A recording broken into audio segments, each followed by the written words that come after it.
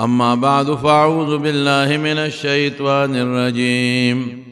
بسم الله الرحمن الرحيم. يا أيها الذين آمنوا إذا نودي للصلاة من يوم الجمعة فاسعوا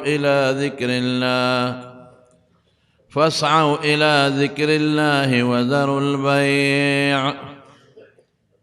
ذلكم خير لكم إن كنتم تعلمون. اللہ پاک رسول اللہ صلی اللہ علیہ وسلم امت لا یو ورځ مقرر کړې ده، هفته کې یو ورځ چې هغې ته د جمعې ورځ وي او دا د اختر ورځ ده د مسلمان دپاره. یوم العید ورته ویلی شوی دی، ځکه چې حضرت عمر فاروق رضی الله عنه ته یو یهودي وی چې یو ورځ ده او که دا ورځ یو آیت دی په قرآن شریف کې چې تاسو ته الله نازل کړی دی، که دا آیت الله مونږ ته نازل کړی وی دغه ورځ به مونږ د اختر ورځ جوړه کړې وه، په دې به مختر کاو. دومره قیمتي آیات الله نازل کړی دی. حضرت عمر فاروق رضی الله عنه ته تپوس وکړ، وی ایت آیت هیا، دا کم آیت دی؟ یهودی ورته وی الیوم اکملت لکم دینکم واتممت علیکم نعمتی ورضیت لکم الاسلام دینا. نن ما تاسو ته خپل پرځونه او احسانات پورا کړل د قرآن په شکل کې چې څومره د عقیدې، د عمل، د اخلاقو، د معاملاتو خبرې وې چې دا زما یو ډېر لوی نعمت دی، مې نن پوره کړ او ستاسو دین مو کامل کړ. دین مکمل شو، دې کې به نه زیاتې راځي نه به نقصان راځي، او د دین نوم هم درته ما کېښود چې هغې ته اسلام وایي. ورضیت لکم الاسلام دینا.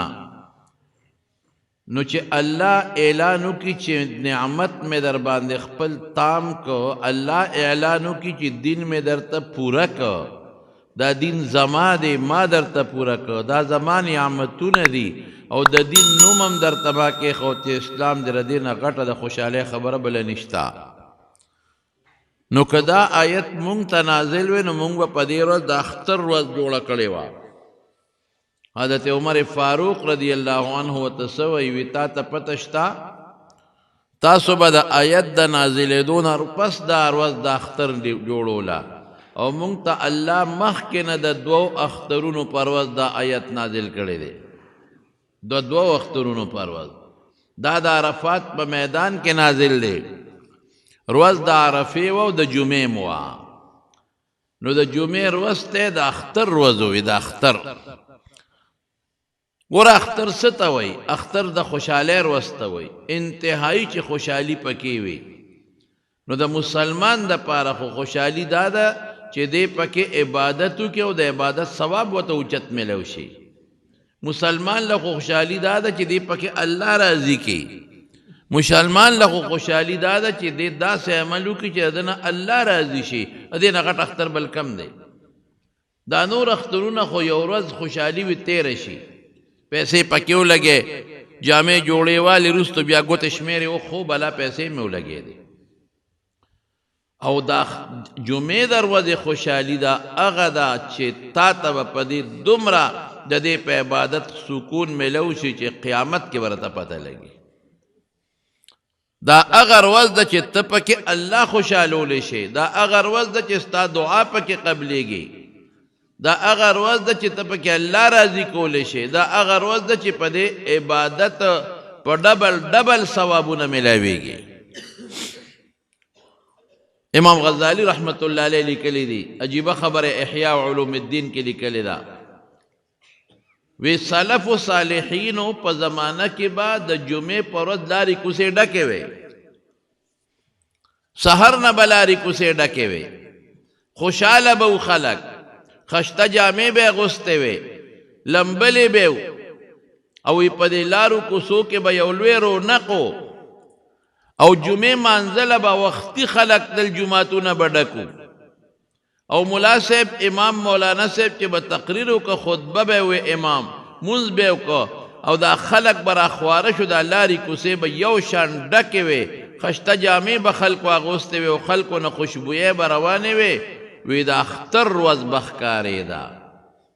دا امام غزالی لیکلی دي خو افسوس دا چې رو دا رسم رواج زیاتېده د خلکو د دنیا مینې او محبتونه نو هغه شی ورو ختم شو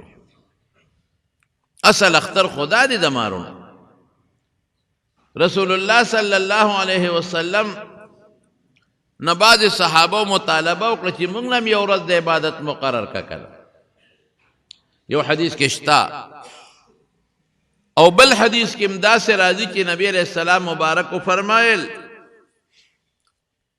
چې يهوديانو د خالی ورځ د عبادت مقرر کړی دا عیسایانو د اتوار ورځ عبادت مقرر کړی دا او موږ له خدای پاک یو ورځ مقرر کړه چې هغه د جمعې ورځ ده او د الله په علم کې دا د جمعې بهتره و د ټولو دپاره خو هغوی نه تپوس وکړو چې تاسو کومه ورځ د عبادت دپاره خاص کوئ یهودیانو وی د خالی ورځ عیسایانو ته وی تاسو کومه خوښه وی وی د اتوار ورځ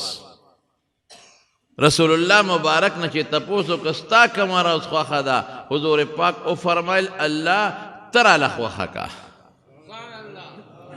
وی ښه د جمعې ورځ شوه جمعې ورځ شوه که هغې ما ته پرېښې وي هغې له به م دا ورکوله خو هغې خپل سوچ و چلو عیسایانو اتوار ولې مقرر که وی د دنیا آبادي د اتوار د ورځې نه شروع ده ګورې په دې تاسو پوهیږم هغه وخت کې لا ورځې نه وې ورځې خو د دې نور نه معلومېږي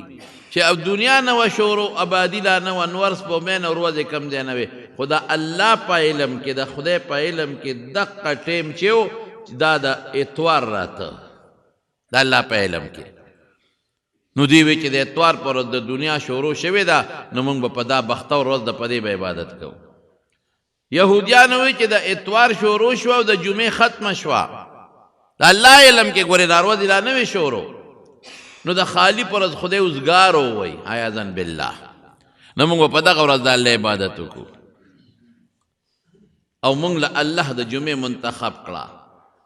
الله هر وخت کل یوم هو فی شأن قرآن شریف کې الله فرمایي او الله ستړي کېږي نه او الله داسې هم نه دی چې یو طرف ته یو کار کوي بل طرف ته توجه نه الله هر طرف ته توجه ده نو موږ له خدای پاک د جمعې ورځ مقرره کړه د الله په فضل د الله په خواهش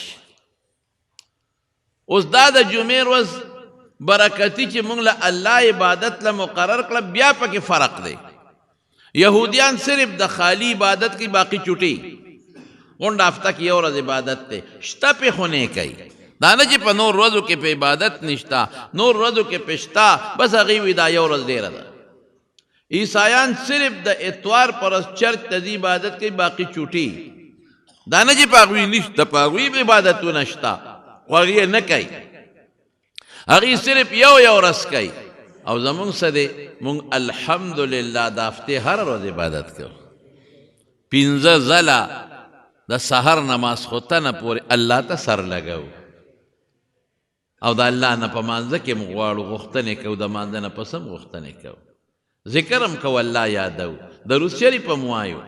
د رمضان روجې هم نیسو نو زمونږ په نورو ورځو چوټي نه په نورو ورځو هم عبادت دی خو د جمعې دا ورځ زمونږ دپاره د عبادت خاص ورځ ده نبی کریم صلی الله علیه وسلم فرمایي فیه خلق آدم د جمعې پر ورځ آدم علیه السلام پیدا شوی دی بلکې یو روایت کې راځي چې د جمعې پر ورځ د آدم علیه السلام مادم را یو ځای کړې ده او چې کله پکې سا اچوله نو د جمعې ورځ وه ګوره مبارک د ټول انسانانو انسانیت نیکه د جمعې پر ورځ پیدا دویم څه دی فیه ادخل الجنه بیا چې پیدا که جنت ته ور داخل که د جمعې پر ورځ وفیه اخرج منها د مسلم بخاری روایت ته د جمعې فیها د جمعې په دې ورځ د جنت نه راښکلی شوی دی نو که ته وایې دا خو ښه خبره نه ده، نه، د جنت نه روت خو د خلافت دپاره روت، خلیفة الله فی الارض، چې په مخ د ځمکه د الله حکمونه خپلو بچو ته ورسوي.